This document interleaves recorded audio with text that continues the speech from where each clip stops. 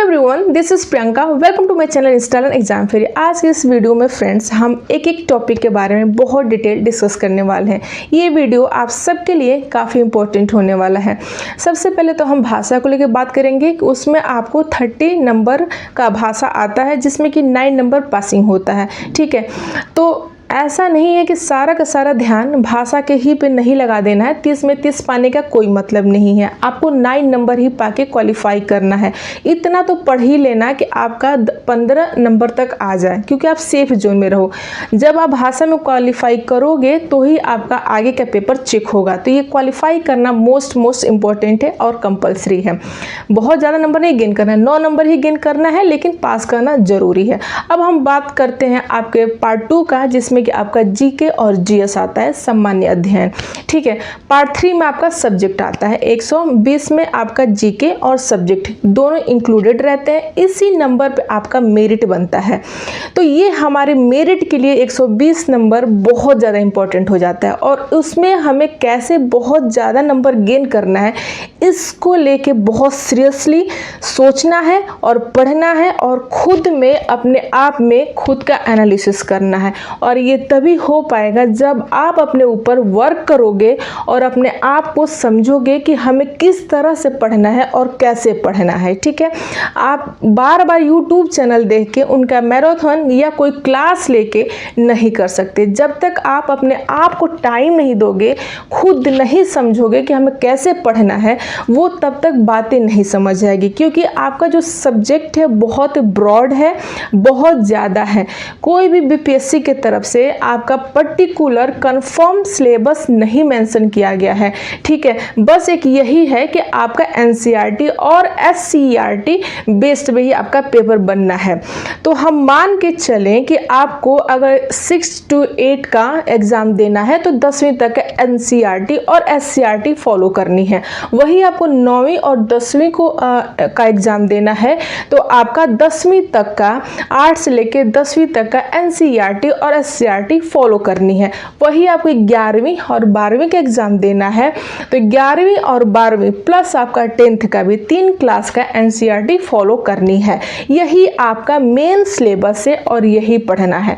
बार बार मैं सिलेबस के ही हिसाब से पढ़ना है क्यों कहती हूँ, क्योंकि आपको जब सिलेबस पता रहेगा तो आप उस चीज़ को अच्छे से करोगे। बैक ईयर के जो पेपर हुए हैं उनको एनालिसिस करके, जब सिलेबस पता होगा तो आप बैक ईयर का जो पेपर देखोगे तो उसमें ये समझ पाओगे कि जो पेपर का पैटर्न है, जो लेवल है, जो क्वेश्चन पूछने का एक उनका तरीका है, वो कैसा है, किस फॉर्मेट में है और किस टॉपिक से है, किससे ज़्यादा क्वेश्चन आ रहे हैं।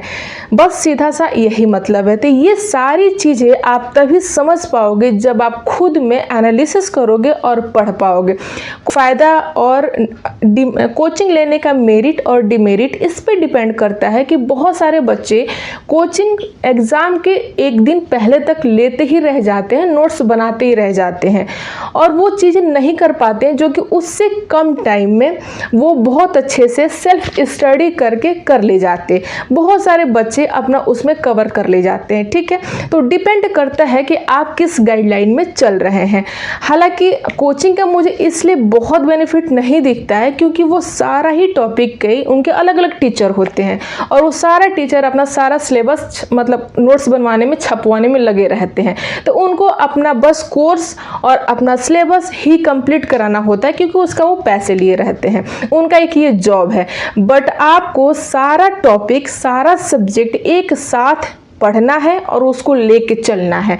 तो उसके हिसाब से आपको अपने टाइम में स्ट्रेटजी बनानी होगी कि किस सब्जेक्ट को कितना ध्यान देना है और किस हिसाब से उसको पढ़ना है। जैसे मान लीजिए कि आपको हिस्ट्री पढ़ना है। ठीक है, तो हिस्ट्री के लिए आप 3 दिन डिसाइड करें, ज्योग्राफी के लिए 3 दिन, पॉलिटी के लिए 3 दिन। ठीक है, 3 दिन 3 दिन 3 दिन, 9 दिन में आपका 3 चीज़ कवर होता है।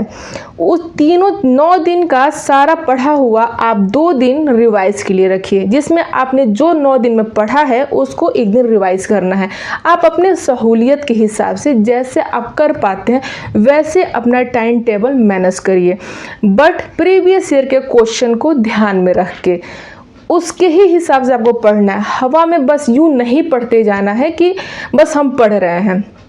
स्मार्ट वर्क करना है, आपको सिर्फ वैसे ही पढ़ना है जो आपके एग्ज़ाम को चाहिए, आपके एग्ज़ाम के लिए जो इम्पोर्टेंट है। ठीक है, कोचिंग में क्या है कि बस हाँ हिस्ट्री पढ़ाया जा रहा है, ज्योग्राफी पढ़ाया जा रहा है।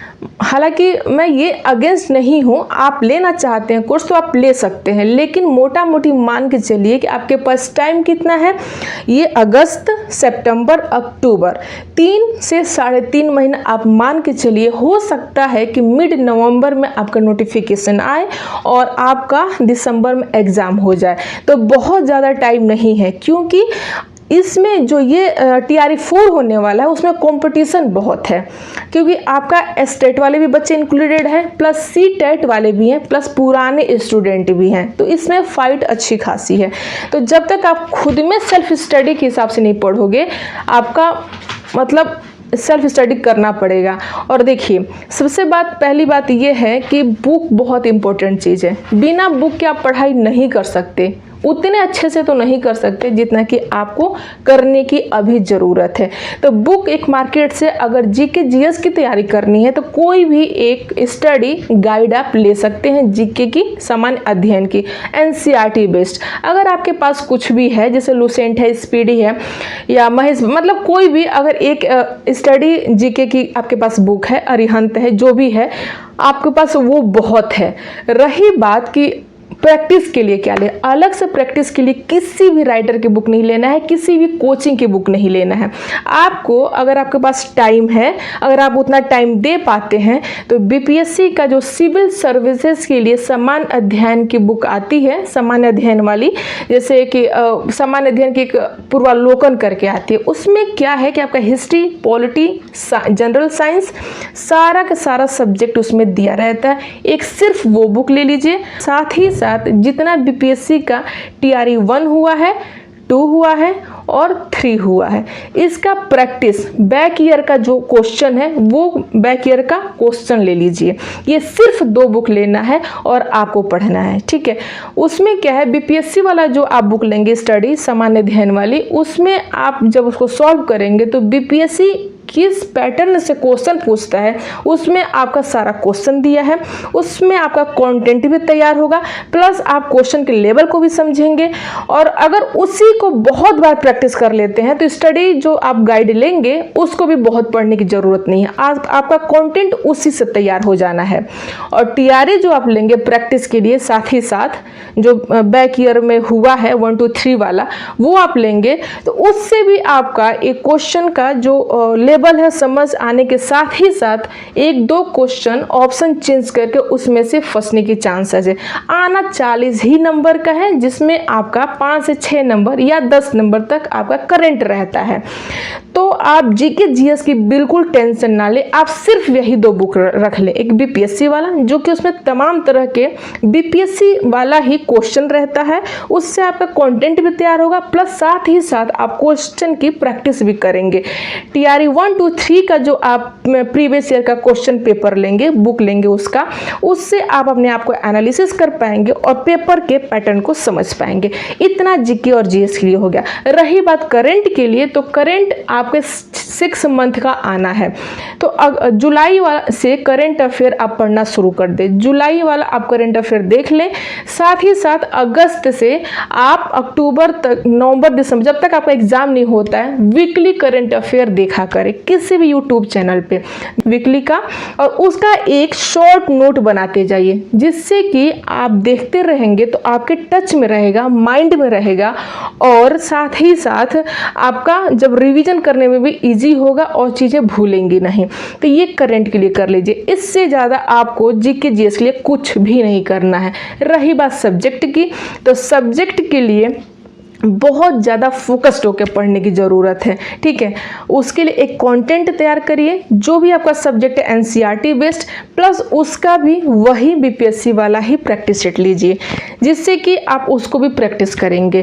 तो ये सारा का सारा स्ट्रेटजी है और आप इसके लिए बिल्कुल मिसगाइड नहीं हुई। अगर आप इस तरह से पढ़ते हैं, यकीन मानिए फ्रेंड्स कि आप 100% क्वालिफाई कर ले जाएंगे। एक बार आप अपने हिसाब से पढ़िए, आपको जहाँ पढ़ना पढ़ना है पढ़िए, जो भी करना है, जो कोर्स लेना है, बुक लेना है, कुछ जो करना करिए, लेकिन एक ये प्रैक्टिस वाला ये मेथड अपना के देखिए, आपको 100% इसमें आपको रिजल्ट देखने को मिलेगा है। ठीक है, क्योंकि माइंड में संतुष्टि नहीं दिलाना है कि हम एक्चुअल में क्या कर रहे हैं, पढ़ रहे हैं। पढ़ाई वही करना है जो जिसकी ज़रूरत, बहुत ज्ञाता नहीं बनना है। हमें एग्ज़ाम को समझ के एक एग्ज़ाम ही क्वालिफाई करना है और उसमें एक मेरिट में अपना नाम लेना है, इससे ज़्यादा कुछ नहीं करना है। ठीक है, तो बस आज के लिए इतना ही, मिलते हैं आप सभी से नेक्स्ट वीडियो के लिए। Thank you so much.